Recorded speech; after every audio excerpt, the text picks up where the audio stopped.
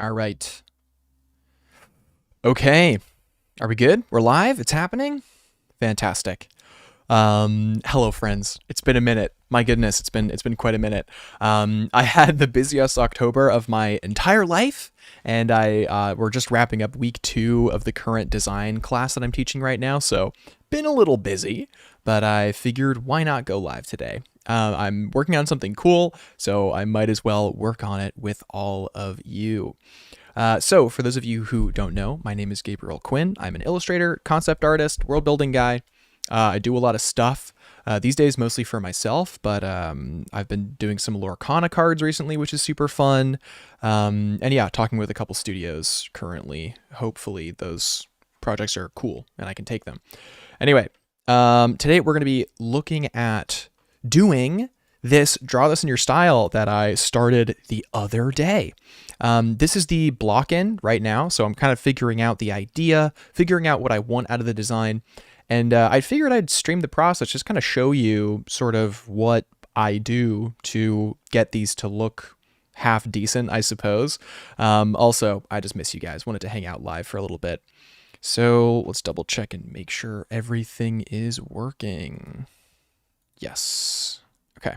Awesome. Awesome. So current things you can do, if you guys want to get my brush pack, I made my brush pack available, super fun. It's only like $5 right now, so any future expansions or upgrades that I add to it, you'll get in the future. But yeah, right now it's only $5. There's a few brushes in there that are pretty cool. The current pack is just what you see on screen here, where you get a fun sketch, idea sketch, another oval sketch, a fun hard round with some cool color settings, some like dry liner, an isograph painter, a pastel painter here, and then a cool stippling stitcher brush thing. Okay. Man, I'm out of practice from being live, not gonna lie. What's going on, Marco? How you doing, dude? But yeah. Oh man, I think I made the classic blunder of going live before eating food. Oops. I feel like I forgot to eat today. So yeah, this piece, honestly, wait, am I? I hope I'm not violating the YouTube guidelines with this illustration. There is some kind of violence here on screen, I'm realizing. But yeah, this is going to be the draw this in your style that I'm currently designing. So I hit 12K on Instagram, which is really exciting. What's cool is that the original kind of burst of attention I was getting online, especially on Instagram, was my original draw this in your style, which I did when I hit 3K. And what's funny about hitting, 3K and doing a draw this in your style is that it immediately spiked to like 10K. But I didn't do a 10K draw this in your style. I don't know why. I just didn't feel like doing it. It was like all my motivation for Instagram just died because I was like, oh, it's just a random numbers game. Like you can just randomly pop off one day or not, or, I just like was not motivated to grow there anymore. But hitting 12 is really cool because 12 is, believe it or not, one of my favorite numbers ever. I think 12 it might be my favorite number. So I started sketching and I kind of did some classic Gabriel-esque shapes and started doing all these flowing lines and stuff. And I arrived at this composition here, which I think is pretty cool. So it's this woman who is slaying this serpent creature of some kind, which I think is pretty cool. And I was just blocking in the colors briefly and just kind of messing around, but this was the line art that I started with, so you can kind of see where I was coming from in terms of the shape and the flow. So this is the block-in sketch, which I know it might look pretty refined for a block-in sketch, but it is just the block-in sketch. And I was messing around with some colors and materials to try and figure something out. So a common mistake when trying to map out a composition like this is it's really easy to kind of overcommit to your rough sketch. You get to a place like this where you go, okay, cool. I have some interesting materials here. I have some cool shapes and I have some nice compositional elements. This is looking pretty good. I like this a lot. Why don't I just render this out?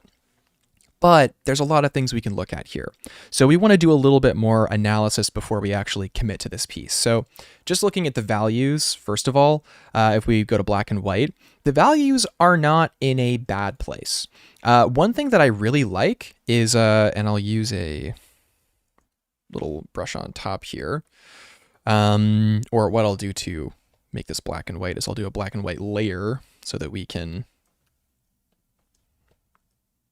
so that we can still draw in red on top. So Marco says, lovely piece. Thanks, dude. So for something like this, one thing that I like kind of immediately is I love this sort of dark framing of the mouth and the elements in the mouth. And I love how that same kind of shape sort of comes out with the hair in a way. Like the hair also kind of comes out and over.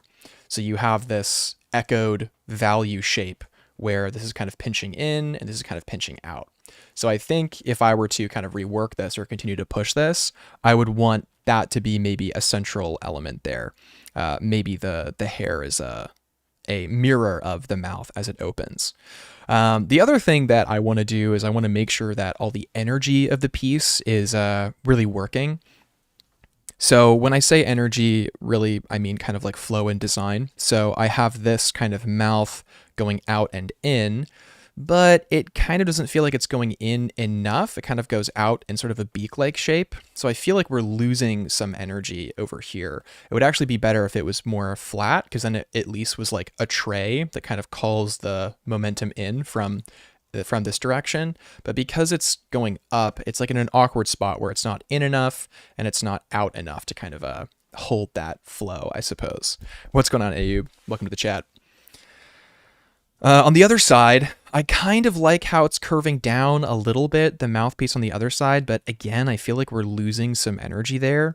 I feel like it would just be better if we just kind of curved up and just had that be another closed shape on that side, or at least if it went out and then back up in some manner or fashion. But those are things that we can kind of figure out as we go, eh? So those are some things that I immediately spot as things I want to change and develop. What I love is that there are, even though a lot of really big flowing shapes, I really like that there is strong horizontal and vertical elements too.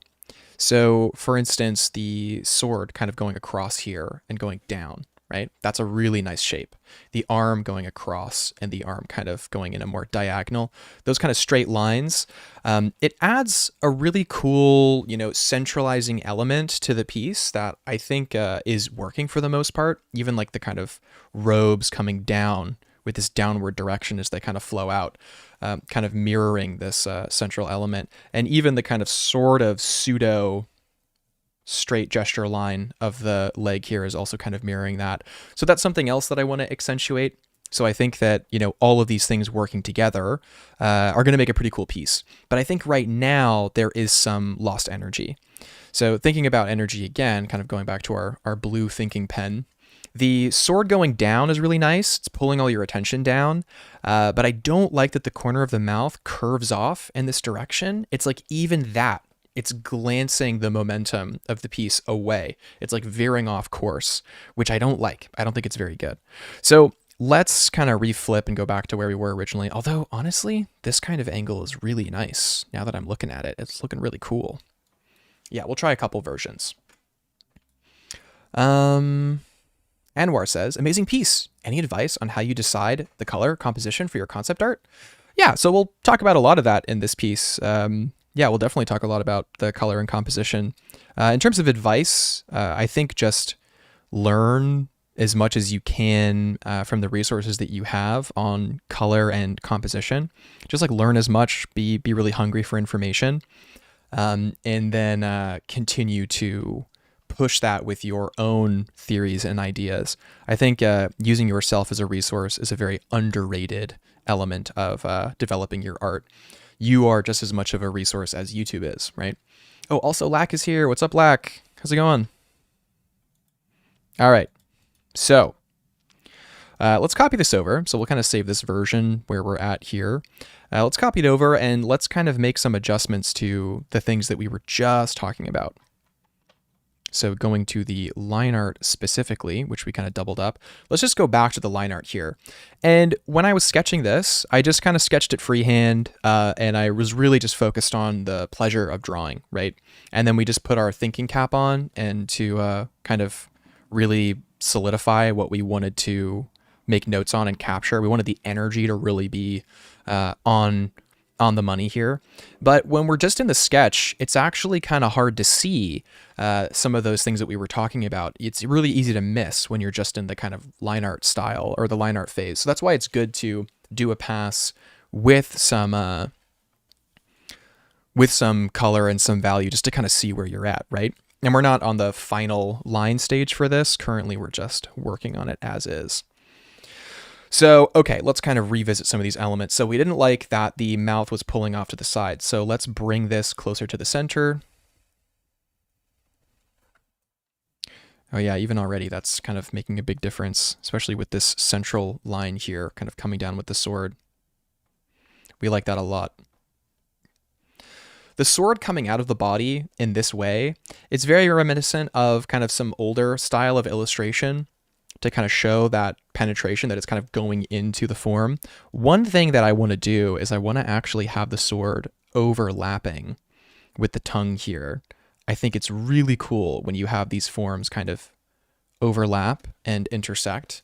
So something like this, it adds that centralization of the blade that even though it was going inside the center of the mouth, now it's like definitely going inside the center of the mouth. It's creating this really cool effect.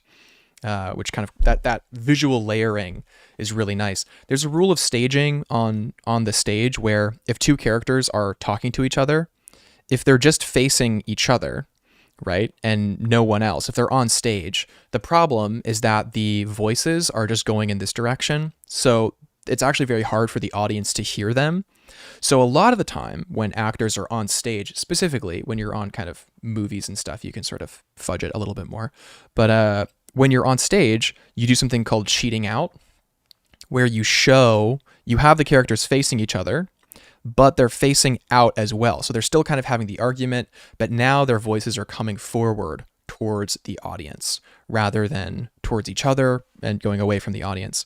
So thinking about those principles of performance, when you're composing an illustration, you can take those same ideas of like cheating out, where you're sort of showing the dimensionality of something almost in a more obvious way than maybe you need to, so that those things are clear and obvious and symbolic, which I think is always good. Lack says, drawing on copy paper with a number 2 pencil, the old ways. Oh man, that is very the old ways core, which is fun. It's fun to do that sometimes. Ren, what's up, Ren? Says, hi, it's been a while. How are you? Dude, I'm great, Ren. Thanks for asking. I'm doing really well.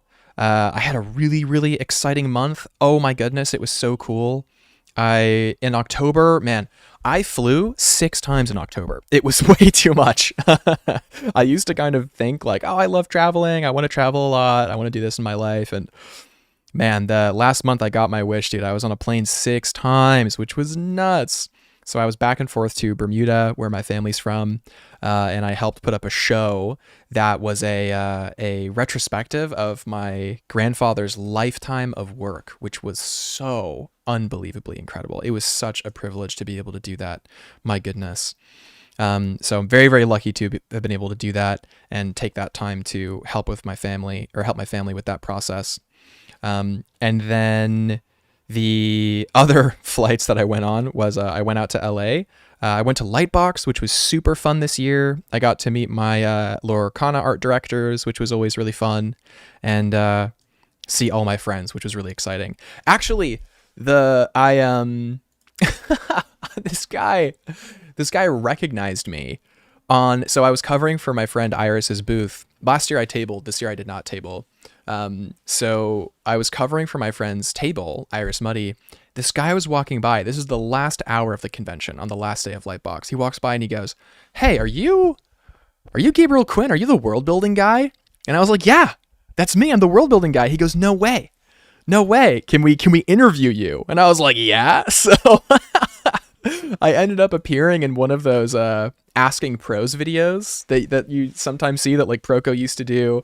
This guy he interviewed me on the last hour, and I'm so tired and I'm so like worn out and my voice is gone, and I was wearing this wizard cape and my hair is insane, but it's a fun video.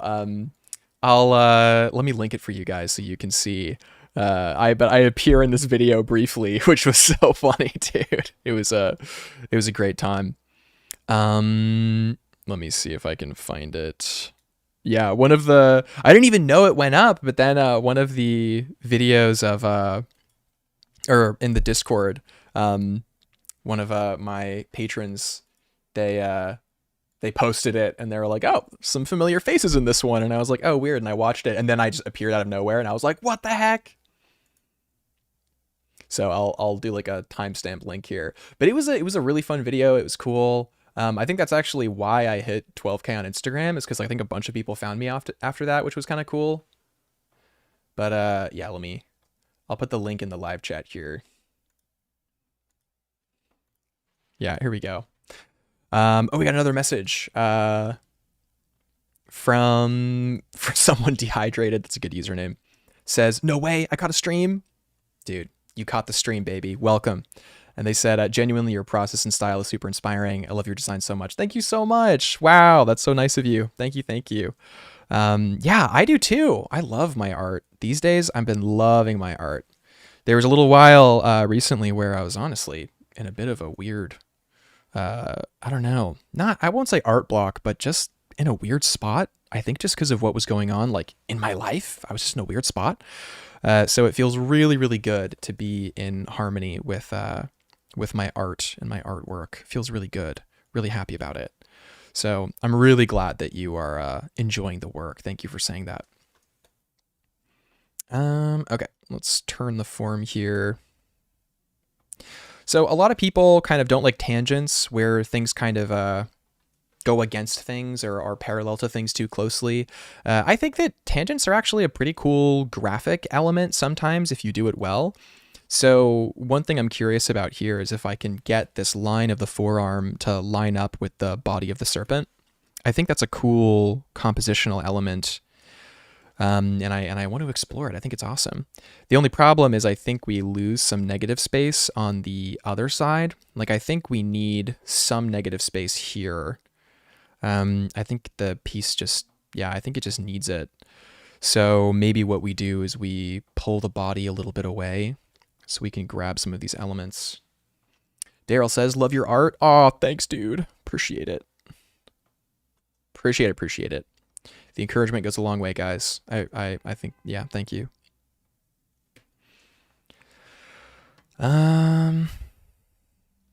That's funny. Forgot it was your username. It's funny, you know? Yeah. All right. But yeah, Lightbox. Oh my gosh. I haven't really spoken about it publicly, but this year, man, I mean, I tabled last year, so that should have been the best year for me, right? Because it was so much fun tabling. It was so much fun meeting a bunch of you guys in person. That was really cool.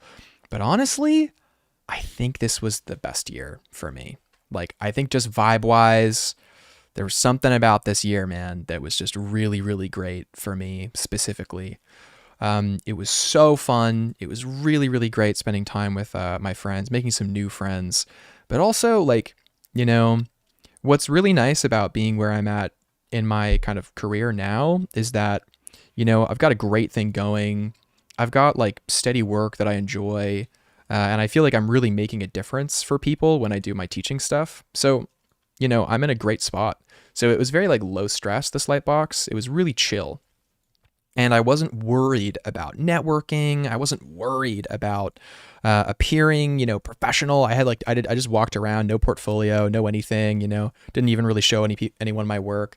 And strangely, it was like the best networking Lightbox of my year, of all time. It was the best year that I've had at Lightbox for networking, it's really interesting how that happens when you kind of take all the pressure off and all of a sudden things just start coming your way in a cool way. So I got a bunch of really, really spectacular connections and really cool stuff. One thing that was nuts, and I think this is like one of those fate things where you put your trust in God or the universe, whatever you want to call it. You put your trust that, you know, you have good intentions, you want to do good work in the world, and things will line up for you in a good way, you know, that is in alignment with the goodness of the world and creation as we know it.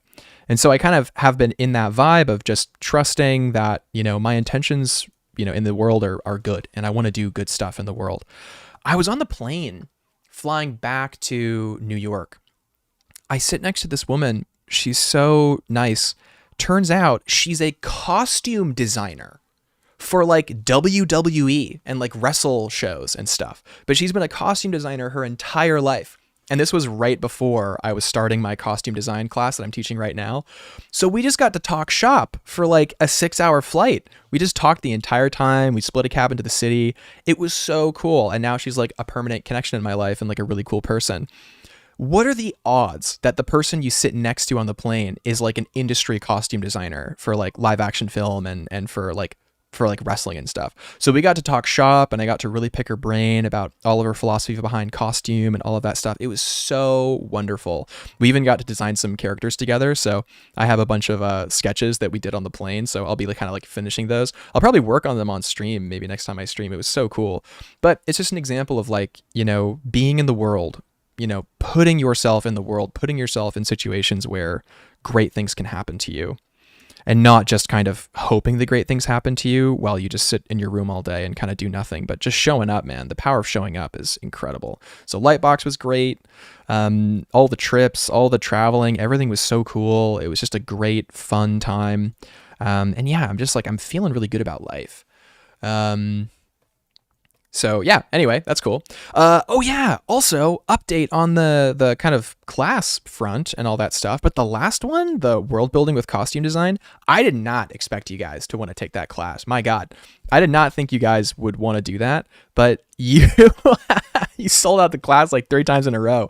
I kept having to add more seats because I kept getting people like being like, I want to take it, but there's no more seats. So I had to add seats like 3 times, and you guys still sold it out, which was just unreal. So really, really happy about that. And that was fantastic. So yeah, originally I was thinking, you know, maybe like this is the last class in like a long time. Maybe I don't do another class for a while or something like that. But now I'm thinking like, man, like what's the next super niche thing I can teach? Because that's the fun thing about the class that I teach, is that it's usually subject matter that you're not going to see, because everyone does beginners classes, and I don't do beginners classes, man. You come into my class, I expect you to work really hard and you know, use your brain. But anyway, that was so cool that you guys sold out the class so much, and it was really exciting, and it let me, you know, do that stuff and help my family and everything. It was really cool. But yeah, life is good, man. Life is really good. So all of that stuff is going great. And yeah, because of all those good vibes, I'm like, you know what? I am going to do a Draw This in Your Style for hitting 12K. Like, that's so cool. And I just started sketching, you know, and it's just kind of all flowing out. It's all flowing out of this piece. Really fun. So, all right, let's check our energy again. So we didn't like that the mouthpiece at the end curved out here. We wanted it to kind of be a little more centralized. We could also make this a bit skinnier, I think. I don't think the mouth needs to be so thick. We can bring this in a little bit. Anyway, that's some like life update stuff for you guys. But yeah, if you guys are really itching for specific material for a course or something, let me know, because I'm starting to plan for teaching a class in February. Either probably late January into February, through till March. It's probably going to be a longer one. So let me know some things that you guys would want to learn.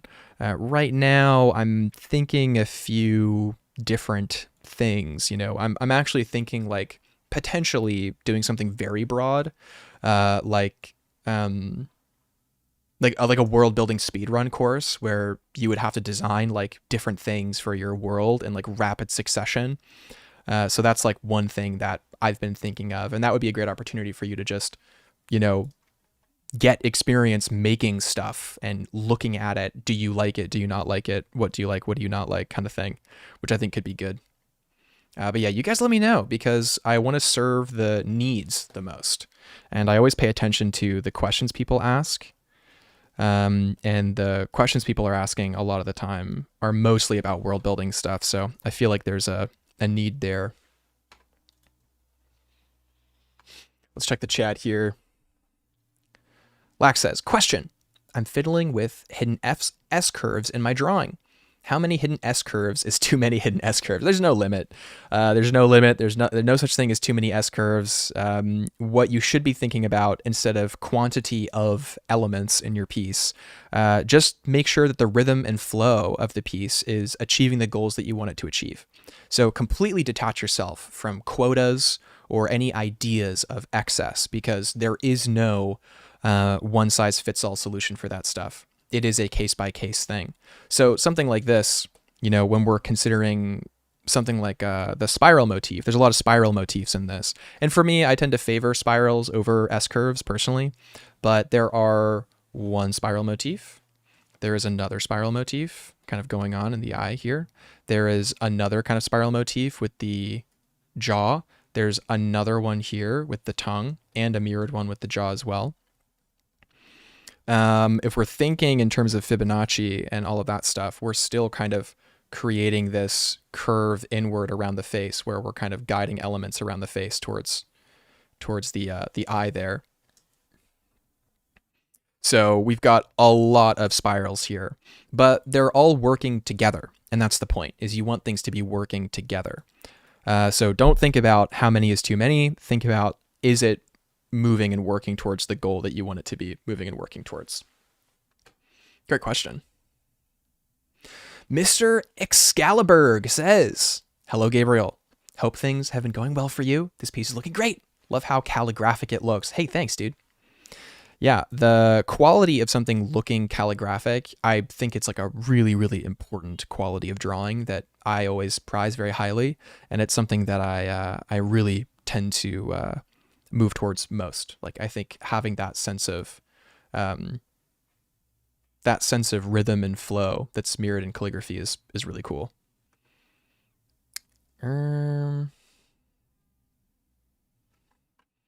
Dehydrated says, I love getting new ideas and inspo for my own art while watching some of your streams. I haven't watched many, to be fair, just casually catching up the streams that look interesting. Dude, that's fantastic. Yeah, man, I love that there's a backlog. People can just watch all the old streams. It's so cool. Dehydrated says, but I'm planning to go back and rewatch the older VODs because they seem so insightful for designs and stuff. Yeah, man, those old VODs, there's so much wisdom in there. I want to start working through them and clipping them to be kind of shorter 20-minute videos so they're easier to watch and I can just kind of sort of clip them together, cut out a little bit of the chat talk and just have the material that I talk about during the stream. So I'll probably, God, when am I going to do that? I don't know when I'm going to be able to do it. I don't know when I'm going to do it, but I'll probably do it at some point. Who knows? Marco says, being out in the world while simultaneously being hard at work when you're in your own world connects things in the most unexpected ways. It's true. Dehydrated says, personally, on the topic of design and composition, I've really been trying to design my character with their movement in mind, and I wonder if there's any actual process to make that easier. What makes it easier is when knowledge becomes intuition. So if you look at dancers and pay attention to how they move, and you kind of log that as something very logical and you understand it, then it becomes part of your intuition. So you don't have to rely on cognitive thought as much. And that kind of applies to everything broadly, but the process is in the doing. It gets easier with the doing of it. Any process that's supposed to, quote, make things easier is still hard at first, but the doing of it will make it easier. Designing them with shapes and gesture that would look pleasing in movement. My favorite kind of design are ones with gimmicks that look satisfying in animation. Yeah, that's great. No, yeah, exactly. I think just do it a bunch and you'll get a strong intuition for it, which will make it easier. Elysium Law says, do you have any tips for developing calligraphic flow in your artwork? Yeah. I mean, obviously the thing that'll fix your or get a sense of calligraphic movement in your drawings is just practice calligraphy. And that doesn't mean do perfect letters. But for instance, like even the letter G, there's so many different things you can explore with the letter G. Like here we have like a pulled water droplet kind of motion with this G, but it also has this nice building of momentum here as it kind of curves down. You know, an H can just be an H, but an H can also have a lot of momentum and pulling motion. So calligraphy tends to create senses of rhythm and movement within something that is kind of generic. So that's the best way to, you know, create more of a calligraphic look in your work, is actually practice some calligraphy and see how it feels.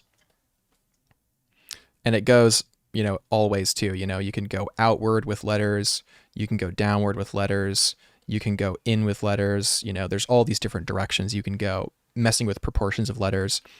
So practicing that, looking at all the things you can do with just simple letters is usually how I teach shape design anyway. That's how I teach rhythm and flow, is I use calligraphy as a base.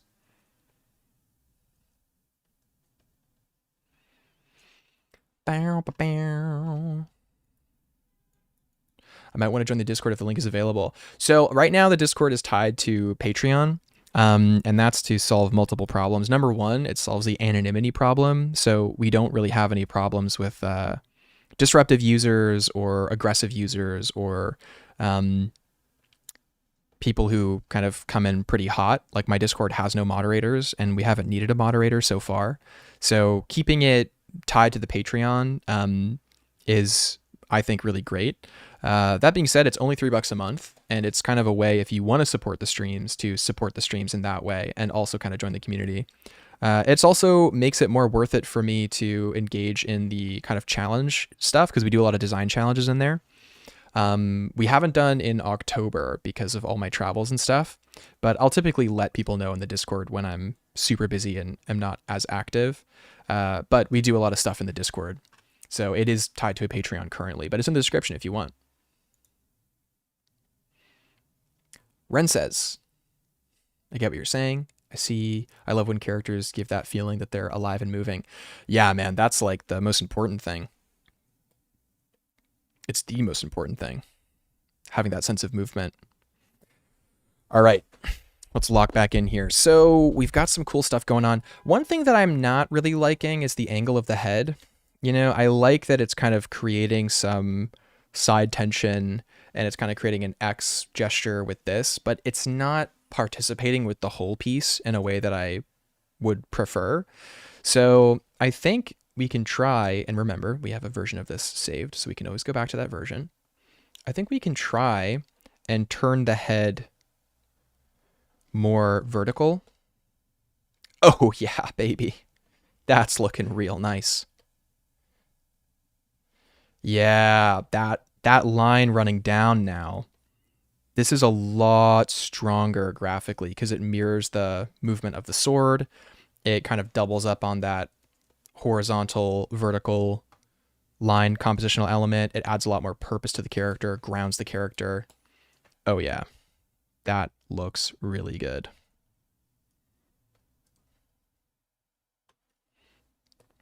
We may want to lower the chin a little bit. Don't want the chin to be too short here, even though the face is kind of angled down.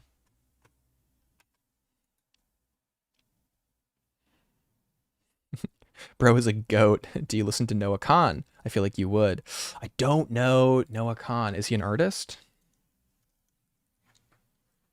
Noah Khan. Oh, musician. Or is it an artist? I don't know.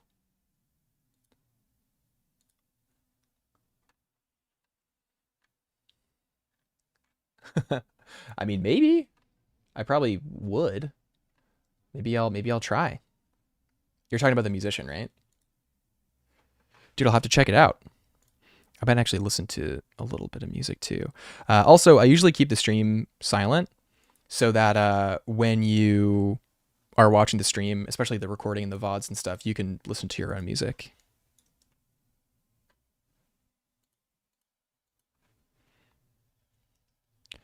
Just double check that I don't have any sound coming in. Okay, great. Do not want to get a music copyright strike on my stuff. That's like one of my big fears.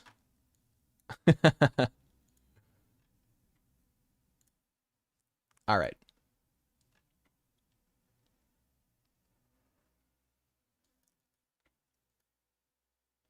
Cool, cool.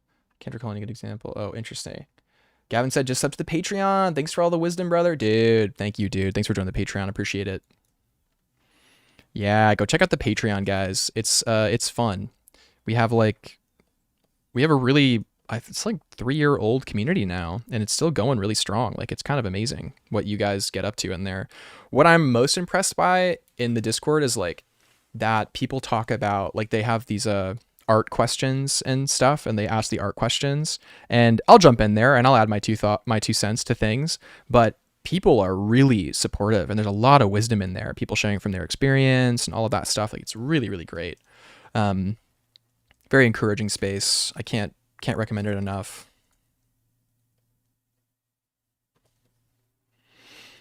All right. So I like the scale pattern. The scale pattern is cool. I'm digging it. The scale pattern seems interesting and fun. I think I'm going to keep it the same. This kind of long scale look. I think it looks really good. Oh, the concept art for the Bad Guys movies? Yeah, man. Those drawings are fantastic. I remember when those were really popping off online, like after the movie came out, they were really great. I know one of the VizDev artists for it, Chelsea Blacka. She's really nice. Did a lot of the keyframes. She's still at DreamWorks right now, even with all the crazy layoffs. Very impressive. Very impressive. These days, sticking around in a studio is very, very impressive.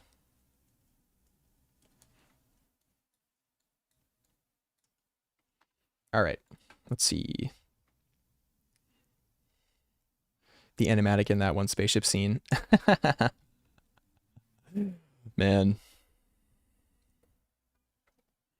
All right. So, just flicking back and forth, we can kind of take a look here at what it was before. So you see how here we can turn off the black and white. Do you see how the motion feels so different? And we can just look at the line art even. We don't have to look at the thing. But looking at the motion of this sketch, right, versus the motion of this sketch, this one has so much more central gravitas. This one feels very kind of cramped, and it does have a nice rhythm. Like I think that the kind of closeness of the body to the character is pretty nice. It kind of creates this tension. But the feeling here is a lot more central, and I think it is focused more on the character now in a good way. So just a few changes and everything about the composition changes in a cool way. So we also have another opportunity with something like this is we could continue to curve the form in.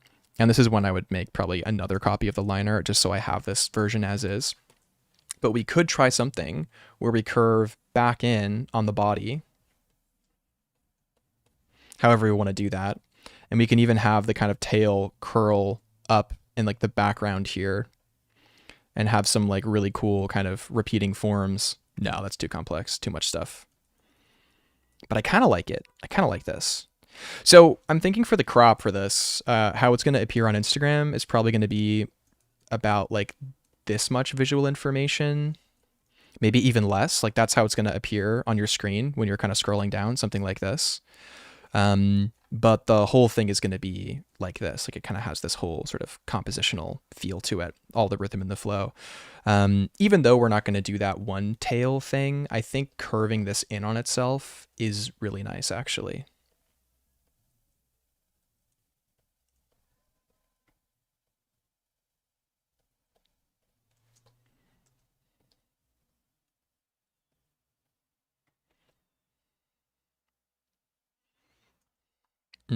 Maybe not that though, but I do like how it's kind of coming back in on itself. It's got that infinity symbol feeling.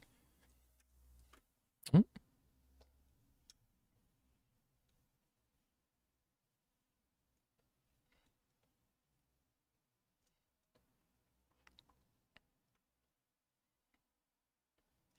Could even have it come back over on this side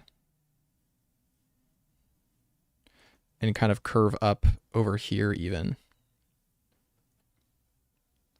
Ooh, wait, I actually like that. Oh, and if we centralize it a little bit more and have it kind of come out on this side, so the line will be through like this. Shoom. It's going to come out like here. Over here. It's going to go in. Yeah.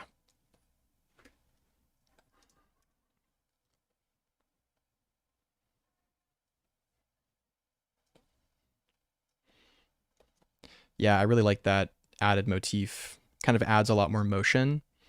You know, we could even tighten that gesture up a little bit more.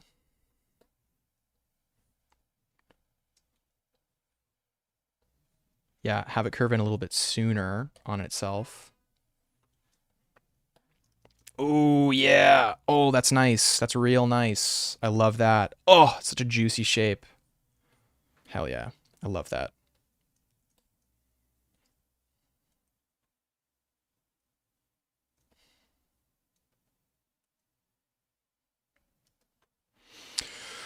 Oh, also, guys, I'm in the process of designing some merch. I finally found a vendor that I align with and I feel like is good and like ethical and like chill. And guys, we're gonna have some Scout merch pretty soon, man. Pretty soon. I'm thinking crew neck sweater, also a dad hat, classic dad hat, and so much more, so much more. So you guys can expect some merch coming on the way.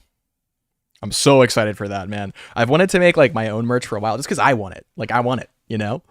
It's not even for me. It's not even about like the money. It's like I want to make it. It seems so cool. Okay, let's expand these teeth a little bit up. I like this section here that's going across, and I want to mirror that on the bottom side as well. I think it's a really good look. It makes the serpent a lot more snake-like when you do that. When you have that interior of the tooth kind of visible. And it kind of creates a nice, again, like framing for the mouth. Creates a nice break. You can do like a value break there if you want to or something. Oh yeah, that's real nice.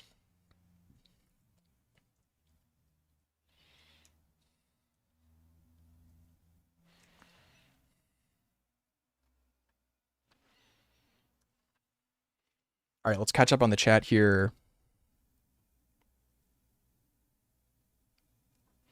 Jasmine Lee, welcome back. Says, I've been eyeing the Patreon for a while, took the jump just now, looking forward to joining the community and the work you'll share. Ah, so cool. The second sketch reminds me of Nordic runes and the calligraphy, actually. Yeah, dude. The kind of Celtic Nordic stuff is something I want to lean a bit more into. Going back into my own cultural heritage. I'm Gabriel Quinn, so you guys know I'm definitely, for sure, some Irish, probably some Scottish too on my mom's side, probably some British too, but also very Scandinavian. I've got a lot of Scandinavian for sure. And it's cool kind of exploring those kind of themes of, you know, your history, familial history or whatever, aligning a bit with that. Oh yeah, this is looking sick. Oh, I'm loving this. So the story of this illustration is that she's delivering this like killing blow to this serpent creature. You know, I think we'll move the cut further down. For some reason, yeah, it just adds more depth to the cut. We could even have it lower. Ooh, that's kind of interesting. So it's really going through the gullet of this creature. And I'm going to be honest, guys. I'm kind of conflicted about the blood.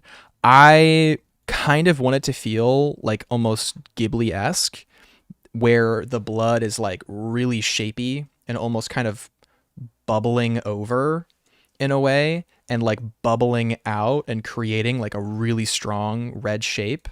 But I'm worried that it'll be too graphic and people won't actually do the draw this in your style because of how graphic it is. So like, we'll see. We'll see, you know, I might do a safer work version that people can do maybe. I don't know. We'll see. We'll see. But yeah. What else have you guys said here? Looks like a traditional painting on a scroll. That's exactly the vibe that I'm looking for here. Mr. Scalberg says, dang, hearing your thought as you make these decisions is so cool. Honestly, vocalizing my own decision helps me design intentionally so much better. Gavin said, yo, that's cool. Yo, hell yeah. And Incredible says, how do you make colors fit with your designs? It's complicated when I have to start thinking about certain materials, being certain colors, and sometimes the colors just don't make a nice composition.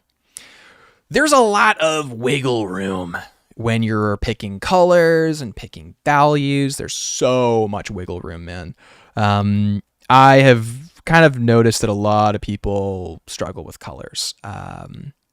There's no immediate solution that I can tell you that would just fix your decisions, because your decisions are yours, right? They're based on your taste and what you like. If you're choosing colors from the heart, you'll get some interesting results. And also remember that everything about color is relative. So the more technical you go, yeah, you're going to be like, quote, restricted. But at the same time, you can always bend things in different directions. We'll probably talk about some color with this piece as we continue. As I kind of finish scripting out what I have so far for the main piece here. We'll probably talk a little bit about color, probably, most likely. Gosh, this is looking so good. Oh, I love it. God, I love drawing so much. Gosh, I love drawing so much. So cool. Maybe my next class will just be like how to draw better. Would you guys take that class? Okay. Incredible says, oh no, we already answered that question. Dehydrated says, recently I've been replaying through Rayman Legends. Absolutely peak. I can't recommend it enough. Not exactly the same, but your dragon really reminds me of the art in that game. Oh, cool. I'm not familiar with it, but I bet it's sick. It's really beautiful looking game, actually. It has a painterly art style with stylish cartoon characters. I'll have to check it out. Gavin says, to be honest, this might go hard on a t-shirt or a smaller version of it. Dude. We're already in merch world. Who knows what could happen? Maybe this will appear on some merch. Who knows?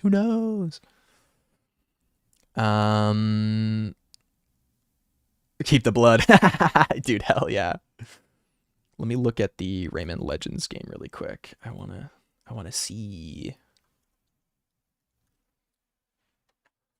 Oh, this game. Oh yeah, I know this game.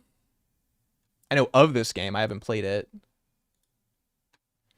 Oh yeah, wow. What sick cover. Oh, this cover art's so cool too. Yeah, this is sweet. I love this. I love this like kind of style of game. I love a side scroller. Side scrollers are really fun. I really want to design a side scroller game really bad. I want to do a story driven side scroller game really bad. That'd be cool. All right.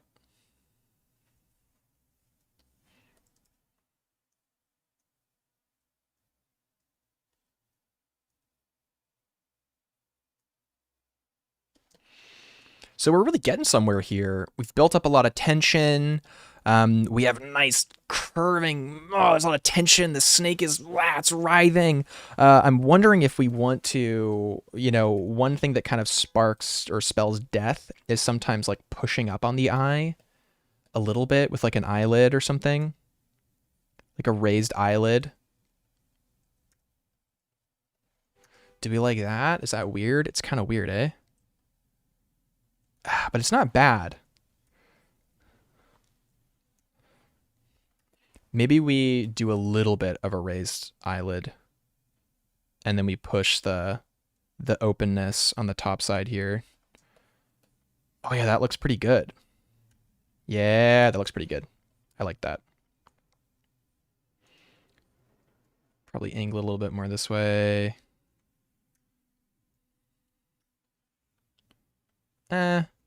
No. I kind of like it just open. But I do think we want a true sphere. So to map the true sphere, I'm going to literally make a sphere. I'm going to take my eraser because I like the kind of eye line that I did there. I'm just going to erase out where the eyeball is. I'm going to invert the selection. I'm just going to sketch around it just to emphasize that exact circle. The appeal of like an exact shape is really nice. So when we deselect and we zoom out, oh yeah, it's got that nice, really crisp circular shape there. Invert the selection again, make sure we have it real nice. Yeah, oh, look at that. That's real nice. And the rest is kind of up to the surrounding elements and areas.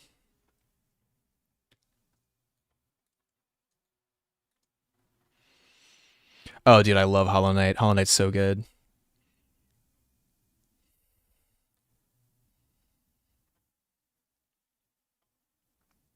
Don't know how you go about getting it. Maybe. I don't really have time for games these days.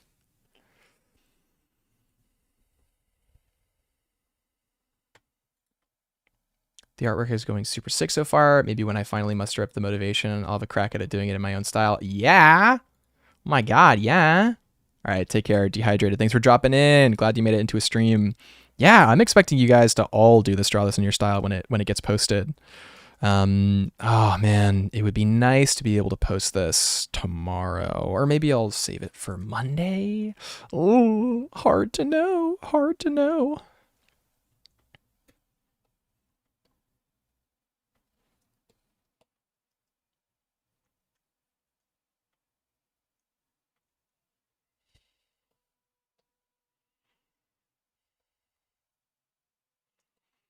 Hmm.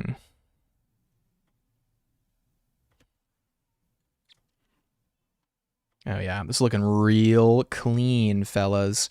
So what are we still missing? We had some thoughts about the nose and how maybe the nose, instead of it kind of peeking back here and creating this arc back here, we can maybe push that arc a little bit forward so it's more in that sphere and we kind of curve it in a little bit more. We could even have it so it's going along the rhythm of the main body shape.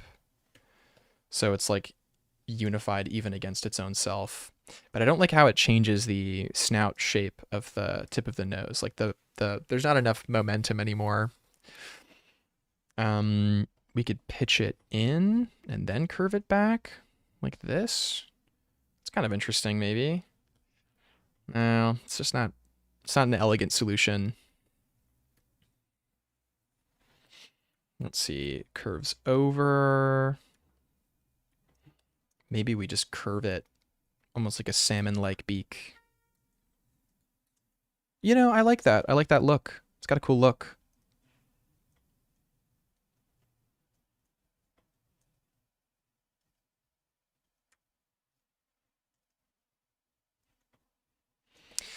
I'm feeling some kind of way about the teeth.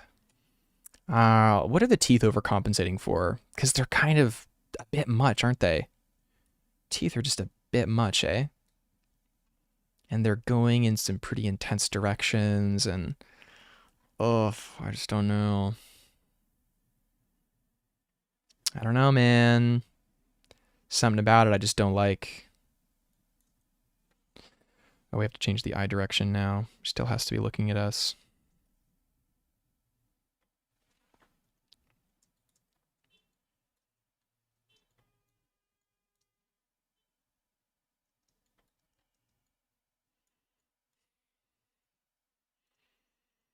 Hmm.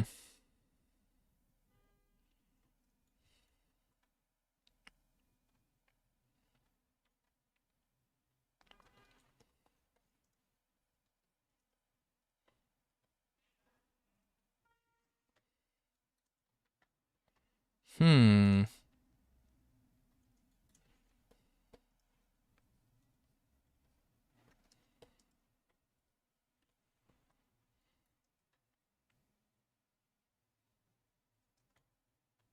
Looking pretty sweet.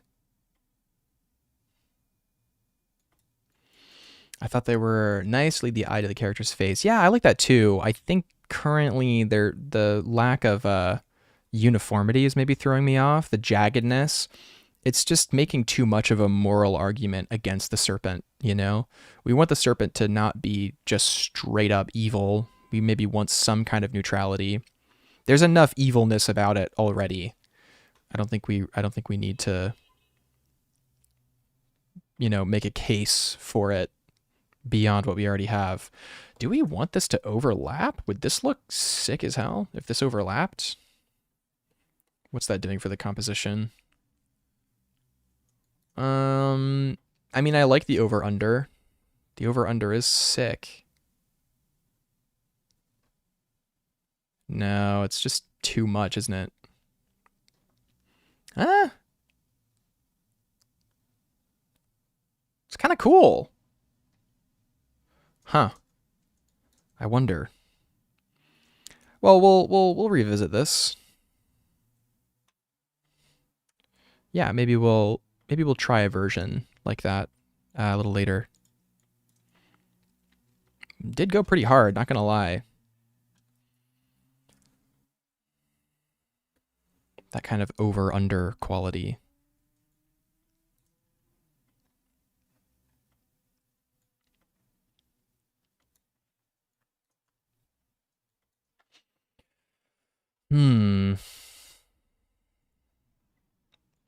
Captain Juniper says, "Hey Gabriel, finally caught a stream. I ran out of VODs to watch while drawing. Glad to catch a stream." Oh man, dude, you ran out? I am so impressed. Very, very impressed, sir. Kevin says, "Yeah, I see. Yeah, it's nothing, it's just a slight pet peeve thing. Maybe I'll change it. Who knows?" With the teeth. Elysian Law says, "I noticed you're quite slow and methodical with your drawing. Has it always been this way? Or did you have to consciously develop mindfulness in your art? If so, how did you do it?" Well, one thing I'll say is that right now we are in the tweaking phase where we are analyzing and over-analyzing this image at the highest level. If you saw me draw this thing when I originally drew it, it was like I was like a madman demon. I was just drawing like crazy. And this whole thing, I busted it out in like an hour. The original version, that is, if we go back to the original version, this version, or even before this version, where I just like was in a flow and just went crazy, and it just all flowed out within like an hour. Right now, what I'm doing is I'm making decisions not based out of the joy of drawing or the flow of drawing. I'm making narrative decisions currently, which requires you to be a little bit slower and more methodical with how you're working. I think that I cultivated a stronger commitment to mindfulness at this stage when I realized that all of my pieces were looking a little rushed and there was no through line with the pieces that I really, there wasn't enough for me personally. There wasn't enough substance. And when I slowed down and started kind of re-looking at those pieces a little bit closer before I went for a finish, I noticed that I got much stronger results illustratively, which I like. I like getting strong results, man. So I actually do like the overlap here. I think it looks so cool. We can even have a tooth coming over the edge. Oh, that looks real nice. That's so cool. I don't know. I don't know, chat. I don't know about this one. It's so sick. Well, that's a little bit too much of a curve, though. So maybe we try it a bit more reserved rather than go for like the hardest curve possible. Oh, it is kind of cool. Not gonna lie. I do like how it's kind of coming over the edge and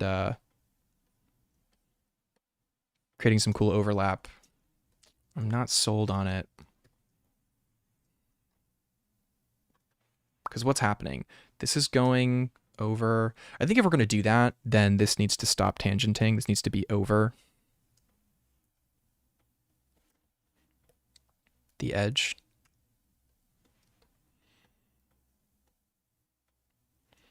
This needs to be over.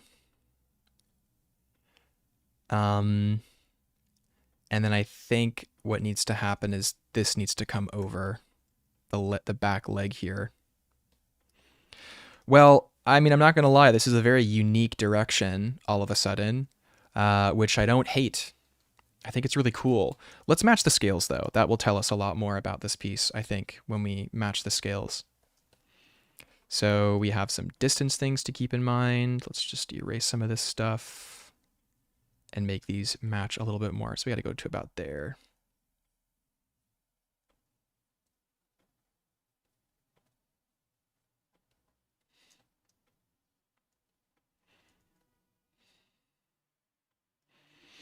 This is exciting because I wasn't expecting to go this direction with the composition. So it's actually kind of fun to be more explorative, experimental. We're doing a lot of over-under overlaps here, which I really like, you know, pushing that kind of feeling of the Celtic knot that we were talking about before. It's really cool. I think that instead of this just being a floppy shape, we want it to mirror the other shape. So we'll probably put an edge on one of the sides there, so it kind of flows over a bit better, or it has, again, matching that verticality that we liked, curves over into kind of a flat shape, then comes up the edge. What's nice then is we can do like a hemline pattern coming up and over, and that'll kind of increase the complexity here that we want. We want some pattern there maybe. Oh, this is looking really sick. Maybe we'll have one of the teeth overlapping on this side too. So it literally is like the body is kind of snaking through the mouth as it kind of curves over on itself. Kind of has that writhing sort of like, you know, as a snake is kind of dying, it's sort of writhing. It's got a really cool feel. We'll probably shorten these bottom teeth. It's just too long. Something like that. Yeah, that's much better. You know, it's interesting. I'm not going to lie to you and say it's not interesting because it's really interesting. I like it a lot. It's cool. Might be a bit complex, though, for people to want to draw for a draw this in your style, eh? Okay, maybe we don't do this. Maybe we have the shape come back and over. But we have this overlapping on the front side. Yeah, that's a bit better. There's so much we can do here. Let's see. I said that. Now that's it. Then it's another spiral. It gives it more of how it's over the shoulder, more dimension. Yeah, it's all of those things. A lot more dimension, and it's really pushed, which I love things that are really pushed. All right, let's be adventurous. Yeah, let's roll with it. This is sick. Gosh. Honestly, fellas, I might break for a snack though. I might go make some toast and then like have some chicken salad on toast or something to put something in my stomach while I stream. But I do want to do a bit of a longer stream today. One thing I do with these streams is I think I very much like forget that I can just sort of take a 5 or 10 minute break, you know? I'm always kind of worried, like, everyone's gonna disappear. Oh no. But who cares, dude? You guys will just watch the VOD. That's the whole point. Like, here's what's interesting, you know, I'll kind of tell you guys a little bit about my streaming philosophy is that I don't stream for the like donations or the live stuff or kind of getting as many watchers live as possible. I stream so that there's a VOD for people to watch. The reason I do that is because I wanted to do YouTube for years, but getting myself to write a script and get material and make a video and hit publish and all of that stuff, it was just like impossible. I was never going to do it ever. But what I could do is I could just hit the live button. I could just hit go live. That's something that my body could do. So that's what I do. The reason I don't do any scripted stuff and I don't just make videos, you know, as just videos and I just do live streams, it's because I literally cannot force myself to make a video, but it's super easy for me to hit the go live button. And also, like when I'm scripting stuff, it's so hard for me to think of what to say. What's great about the live streams is you guys just ask me. You're like, hey, what about this? And I'm like, oh, I have a million things to say about that, and it's super super easy for me. So that's why I do the streams is because it's just what is doable for me. It's doable for me to hit the go live button. But it's really really hard for me to sit down and script out a video and all that stuff. That's also why I haven't done any pre-recorded classes, is because to get me to sit down and pre-record a class, yeah, good luck with that.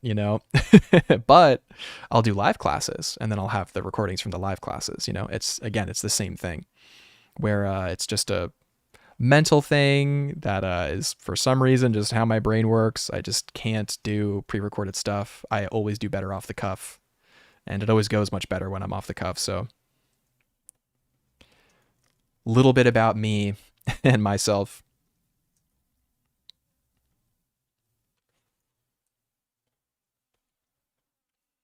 All right. This is looking pretty good, gotta say. So we have the character. She's holding this sword. I think the sword needs a bit of added weight and intensity. Now the head is feeling almost a little... Well, now there's too much of this arm. It's going up too much. That is better, weirdly. Weirdly enough, it is better. It's actually better if it curves down and then this goes over like that. That is better energetically. Let's take this whole section of the face. Make it true vertical.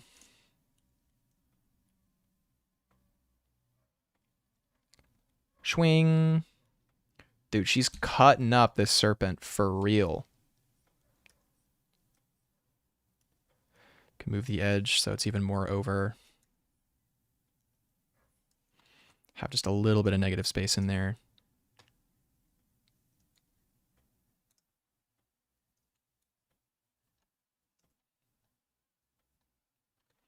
I kind of want her to be... Okay, this might seem weird, but I kind of want her to be more leaning into the sword than leaning away. She was kind of leaning away there, but now she's kind of more leaning in.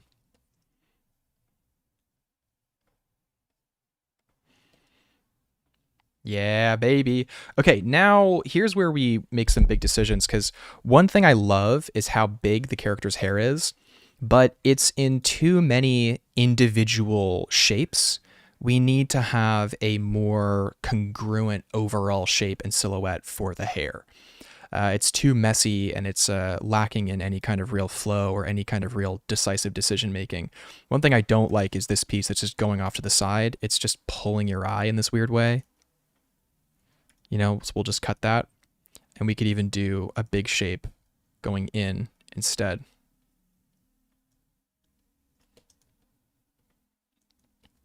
So we want to treat the hair as big ribbon shapes that are curving in on themselves. And again, we kind of want that sort of this motion coming out. We kind of want that to feel similar to how the hair is. So we want the hair to be feeling like it's almost a big... It's just holding all these shapes together. We can even have the hair coming under the arm here, creating another sense of like framing around the arm. We could even have it overlapping. Ooh, that's kind of cool. Even more dimensionality. Oh yeah, it's looking great.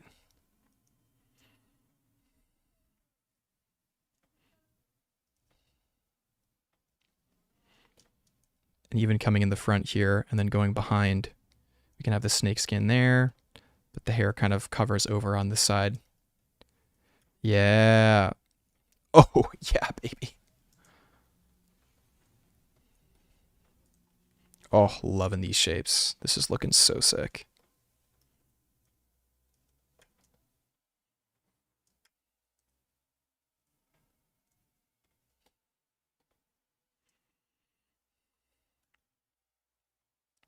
What's good about doing this kind of stuff too, the more iconic shapes, is also remembering that we're making this as a draw this in your style. This is for other people to be able to do.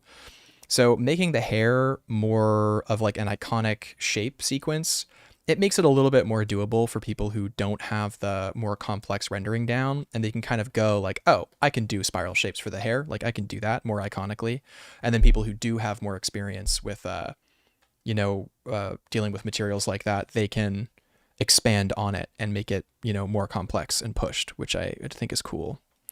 That's what's always so fun with the draw this in your style, is that you can see when people kind of tone it down for the style and when people really push it for the style. But I haven't seen like a good draw this in your style in a minute, man. I feel like either I'm just not on the internet or I just haven't seen one. Maybe they're out of fashion, guys. Maybe they're gone. No more drawing anything in your style, I guess.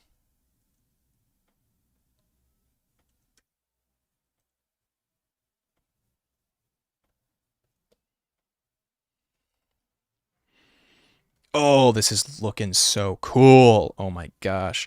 Okay, so now I think it's worth revisiting values a little bit. Just a little bit. Nothing too crazy. Maybe we want one more big curl on the hair.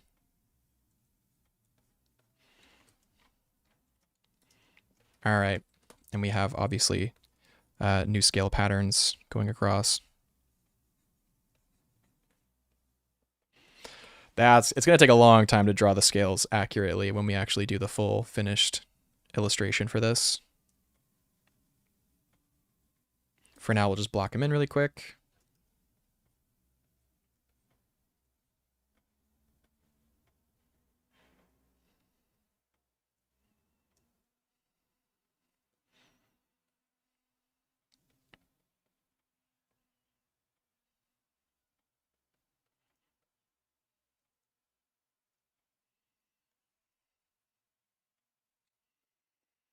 Yeah, so another thing that's cool about this year for me is I've been loving designing, obviously. Designing is like so much fun and it's so cool. And it's just one of my great passions in life. But one thing I realized is for some reason I didn't have the urge to draw a lot. And I was kind of wondering, like, gosh, why don't I want to draw as much as I used to? Like, why is the urge gone? And you can kind of look at that and go, oh no, despair, overanalyze that, negativity, something's wrong with you, blah, blah, blah, blah. But I was like, well, let's just look at it as basically as possible. It's just, I just don't have the urge to draw. It's like, okay, well, what would give me the urge to draw? Like, what kind of things give me the urge to draw? And when I was thinking about it, I realized that I haven't been drawing subject matter that's just fun to draw for the simple pleasure of drawing. I've been doing a lot of pretty technical, pretty academic studies and drawing because I've been teaching so much. It's really been, forcing me to go back to the fundamentals and learn a lot more. And I just realized a lot of my pieces were just kind of over committing to the technicality of the over technicality of art rather than kind of going back to my roots of somebody who breaks all the rules and doesn't care at all about the fundamentals or anything like that. That's kind of was my mentality when I was younger. I was like, I don't care about any of this stuff. I just make stuff that looks good. And it's so interesting how full circle, I kind of realized like, oh, I can't draw or paint anything I want to because I lack fundamental understanding. Time to go back and restudy the fundamentals. It's interesting how now, after going through that process, I'm kind of realizing, oh, like I had it right all along, but you have to do the study and then let it go in order to have that benefit of the, brazen, intense kind of, no care for authority kind of vibe when it comes to art. So kind of, again, rediscovering my artistic identity over the course of this year was really, really great. Kind of developing that capacity to do stuff that's a lot more grounded and realistic, and then kind of going, what the hell am I doing? None of this is fun to draw. I got to do a weird snake creature. And then, being able to explore a lot more from that place has been cool. I think I want to do the tongue coming from the front here, just like licking over the edge of the body. Yeah, I think that makes it work for me because there was something about this pose where I was like, there's just no payoff for a lot of this flow, but now there kind of is. So just like how the hair is kind of curving over and flowing over the body, so is like the tongue is also kind of flowing over the body as well, which I really like. Yeah, man. Wow. Really, really, I'm really happy with how this is turning out. I think this is going very well, all things considered.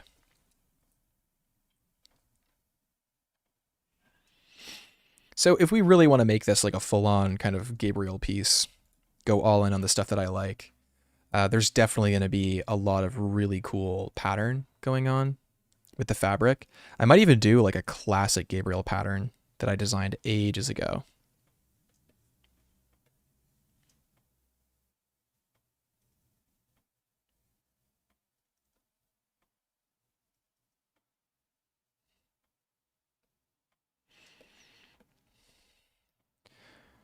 Where I would do these really cool star shapes,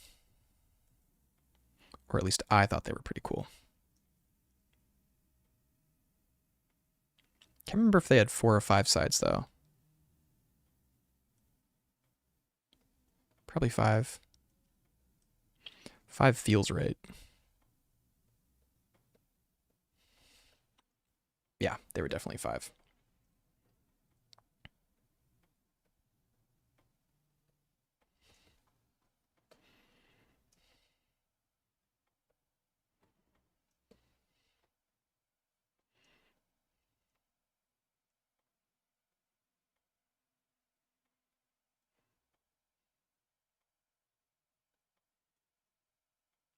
So when you're doing pattern work on something, or if you're just developing elements that you don't want to be super clashing with everything else in your sketch, and this is like when you're sketching, right? You're developing something, but you still need lines to describe what you're doing.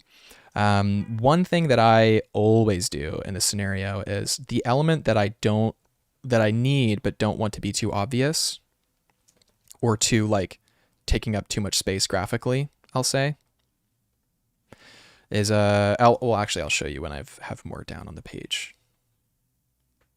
Yeah, this works. And then in the negative space, I would do these cool like circles within circles and stuff. It's like both botanical and kind of oceanic at the same time. Sometimes it would just be little circles.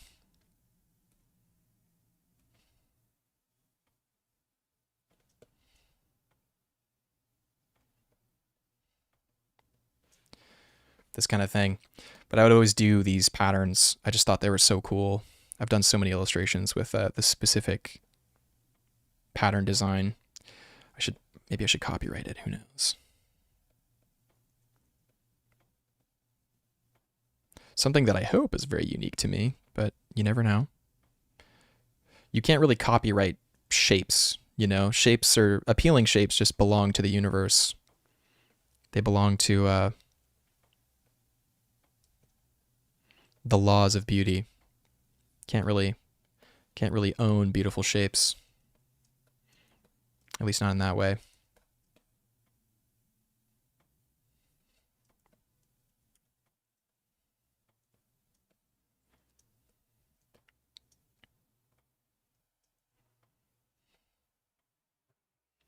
So we'll have this stuff.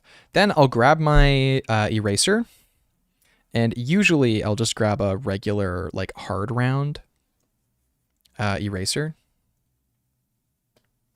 Yeah. And I'll turn it to like 60%. And whatever I don't want to be super obvious, I'll just erase it with the 60% eraser. And it just knocks it back into a gray so that next to the other black line sketch, it just fades back. Because we still want it there, we just don't want it to be super obvious. So everything we want to knock back, we'll just knock back into gray. And you can see that it still retains all the line information that we want, all the detail information that we want, but it just knocks it back enough that it's not so bad, eh? Bam. All right, this is starting to look pretty darn sweet, if you ask me. So the way that you conquer a piece like this is you really need the values to be clear. Like you need the values to be super duper clear. So if we look at the prior version of this piece and we look at it with color, I think we were headed in an interesting direction with the red. Nope, not that red, this red.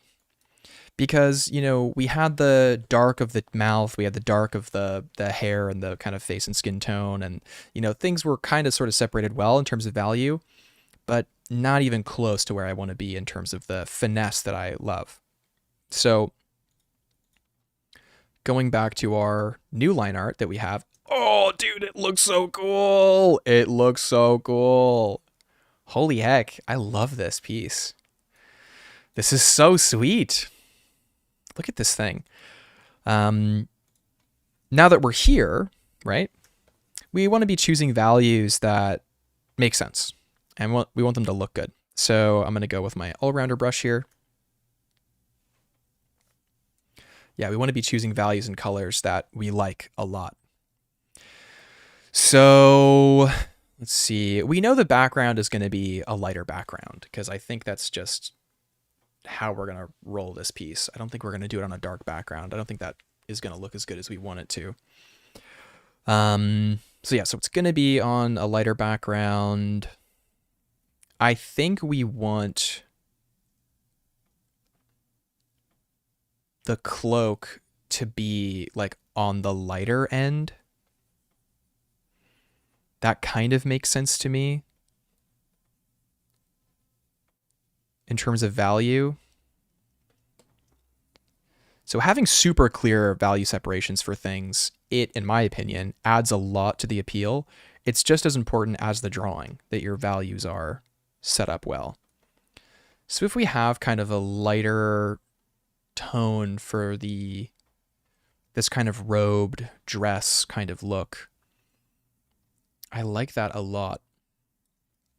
It also kind of leaves the door open a little bit for the teeth to kind of be more of a crisp white, take up a little more space here, have a bit more contrast.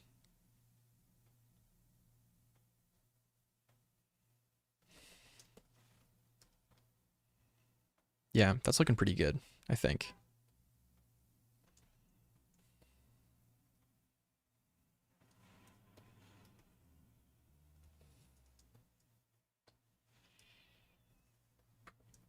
Also the eye, we really want this eye to be super, super obvious.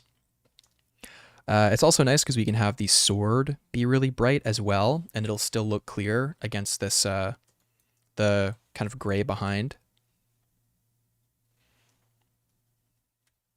Right, so we're not into color yet. We're just kind of looking at how we want to be organizing the visual flow of this piece.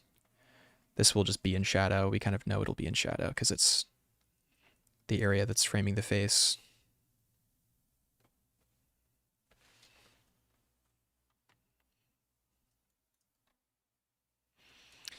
I did like the darker gums and the darker tongue, so maybe we stay in that realm for the mouth because I think it did look pretty cool.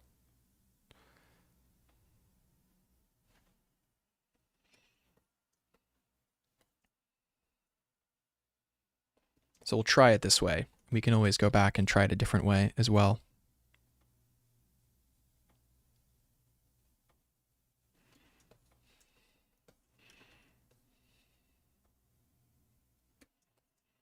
And then we have this dark kind of tongue working its way over.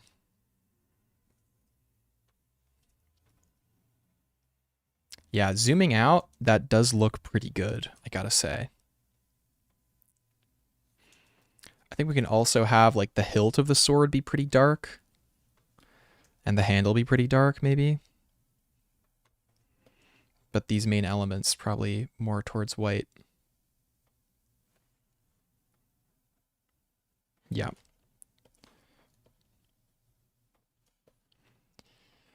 Yeah.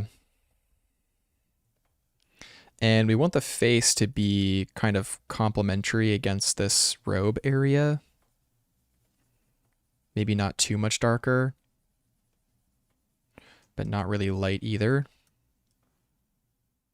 It's looking pretty good so far.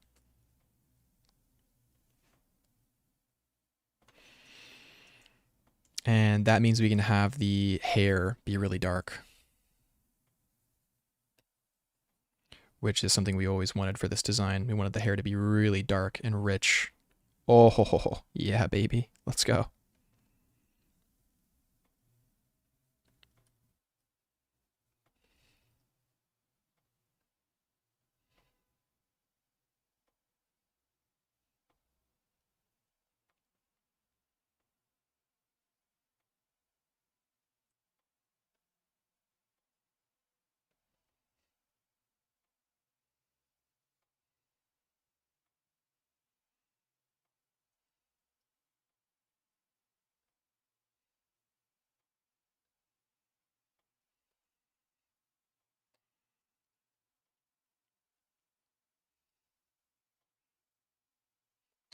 Yeah, so even these sides are getting a little stringy for me. We want these to be big, bombastic shapes with really nice gravitas and oomph.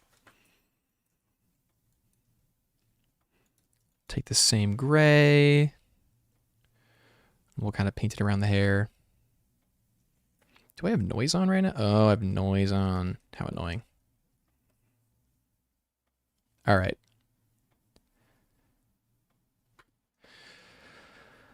So we're getting somewhere here.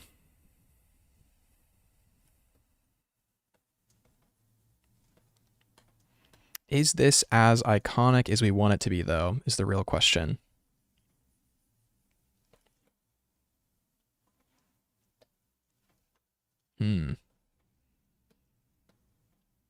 Well, let's finish mapping it out, and then we'll kind of see.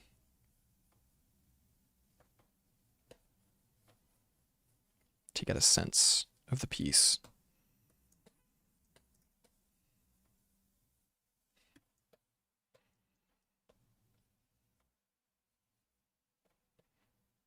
The leg, and we'll fix that leg. We'll fix that foot so the gesture is more in alignment with what we want.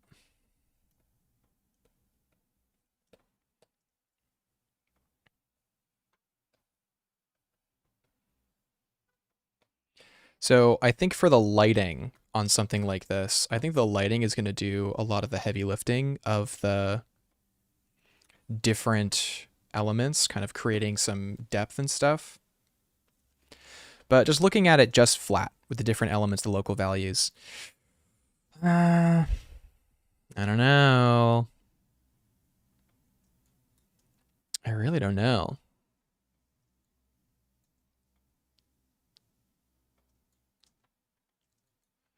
Maybe the hair is a little bit darker.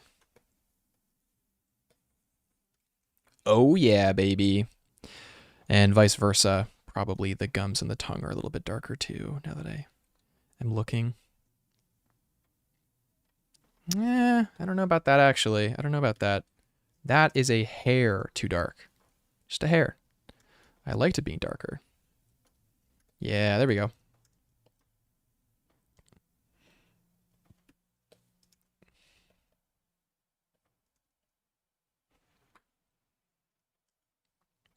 Okay.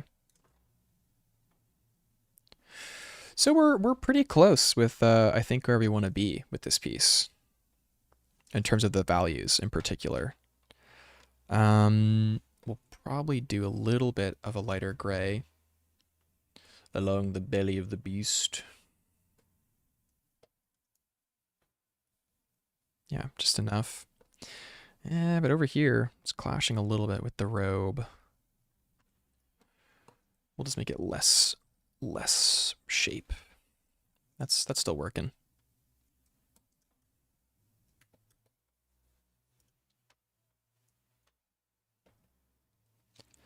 All right. And just for a quick pass, well, you know, I loved the depth and the darkness of the skin of the character that I did in my color sketch. So I think we're going to keep it that way. I think we're going to run it towards those cool tones.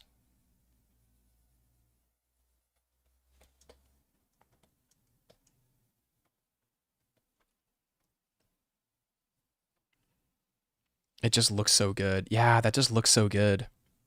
It's a nice contrast with the robe as well.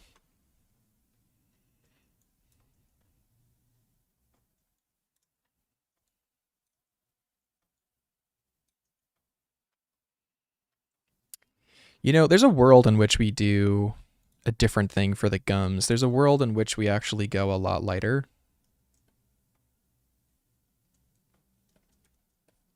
You know, there's actually a world in which the whole thing gets a lot lighter. For the serpent. Let's try something here. Let's try grabbing everything, just grabbing a little bit of white. And again, we saved the version of the previous value breakdown. There's a world where this whole thing becomes lighter.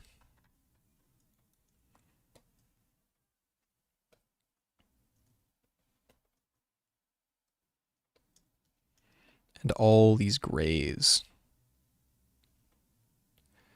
become darker.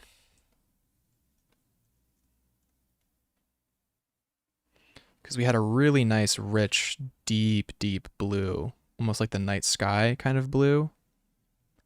And that is a very dark tone. So maybe, just maybe, we try something a little bit more risky.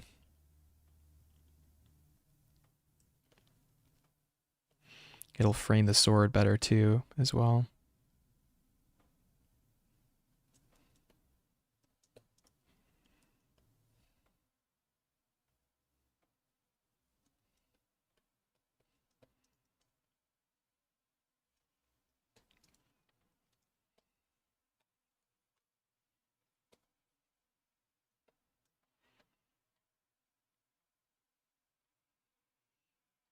You know, I don't hate it. I don't hate the dark. It's actually kind of doing it for me. I'm not going to lie.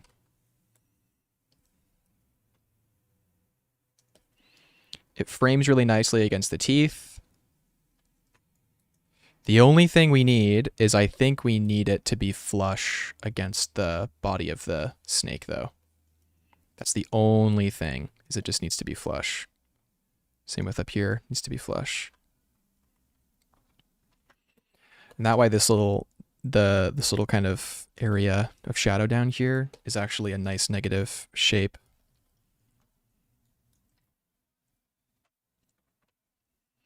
That also adds some really nice depth to our female protagonist here. Adds a really nice sense of contrast and intrigue. Oh yeah. Yeah, boy. That's looking sick. What it also means, if we do a deep, rich blue, we can also kind of go very gold. Another thing is I probably want to have some kind of element of darkness on that side. A little bit probably down here. So we'll have some of the fabric kind of cascading off to the sides. Probably even down here too. We can have it kind of coming over this element as if it's also kind of robing the serpent as well in kind of a strange way. And then we need this bottom, I think this bottom line to be really crisp. So we want it to be a flat composition, which means all this area down here, we flatten the heck out of it.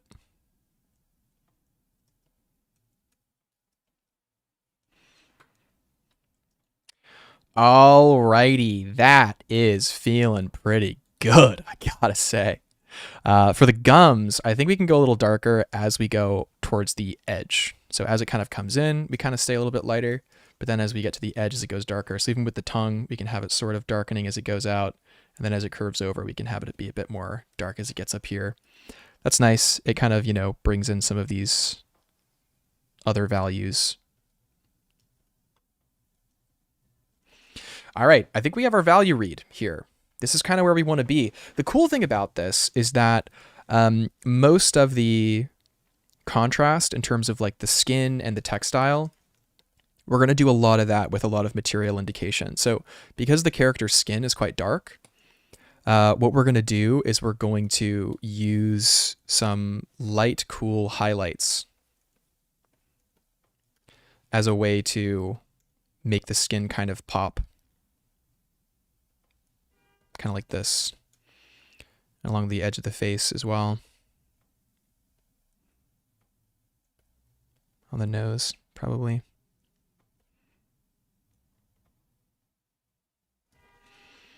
See how that adds that nice kind of contrast and that nice kind of popping element? That's really good. Oh, buddy, this looks sick. This looks so sick. Oh my gosh. Yeah, so then all we do is just find a blue that matches this, and then I think we're pretty good to go. So we like this. When we zoom out, okay. The snake could be a little darker. It could be a little bit darker. So here's what we're gonna do. We're gonna do a layer on top. We're just gonna do levels here. We're just gonna bring the highlights down a little bit.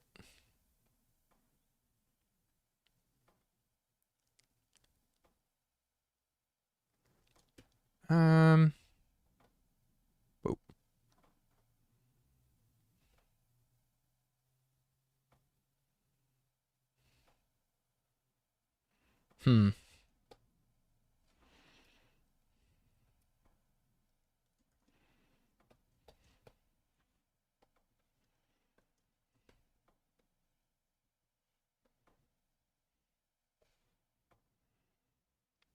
You got it all? Yeah.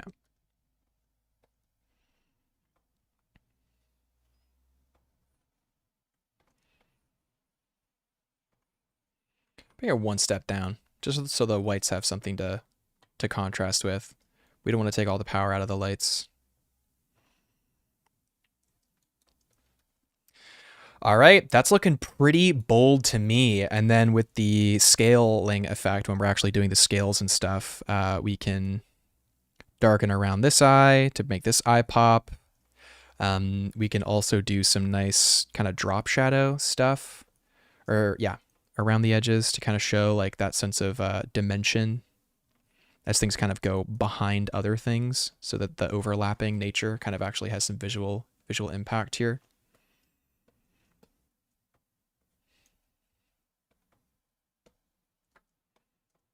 This kind of thing. Even, you know, behind the hair. Do some shadows and stuff.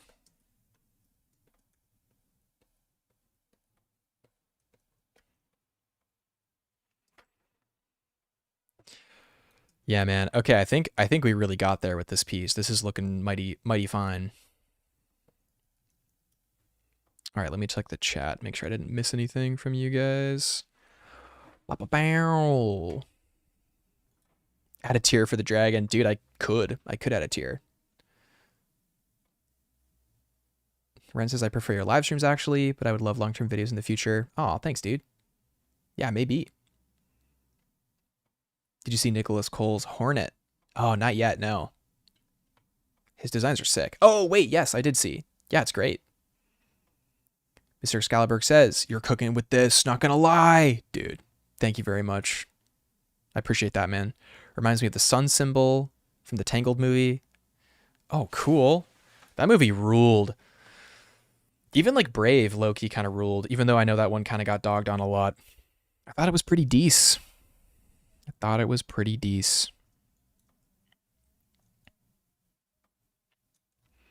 Okay. Yeah, I think we got there, guys. We're in a good spot with this. So again, kind of looking at our original version or our original take of this, which again, I'm not going to downplay this. I think it looks cool, right? It doesn't look bad at all. It looks really interesting and cool. But it's just not hitting to the degree that we really want it to be hitting. Whereas if we look at our new piece, the intensity is so much higher, right? It has such a nice gripping feeling of like, whoa, what's going on here? It almost feels like a ritual, which is kind of cool. I kind of like that. It's kind of dope, right? So this is a cool piece, a cool fun drawing, but using our powers of narrative kind of deduction and reverse engineering, we got to a pretty cool spot overall, which feels kind of dope.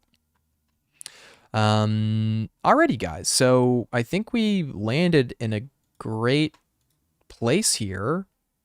It's looking cool. Feels cool.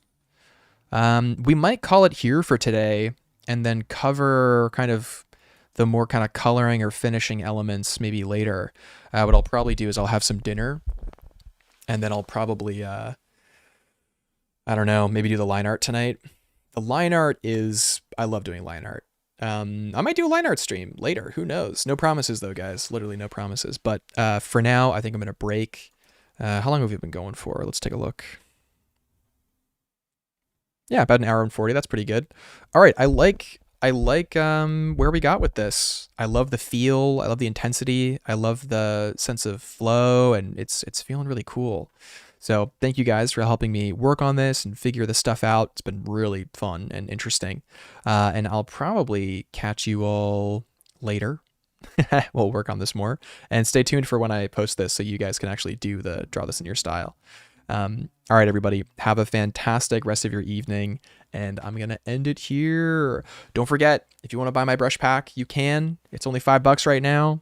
And if you want to join the Patreon Discord, you also can, all with links in the description. Thank you guys. Don't forget to like and comment and all that stuff.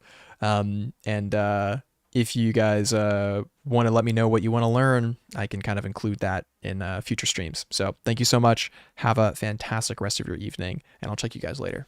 See ya.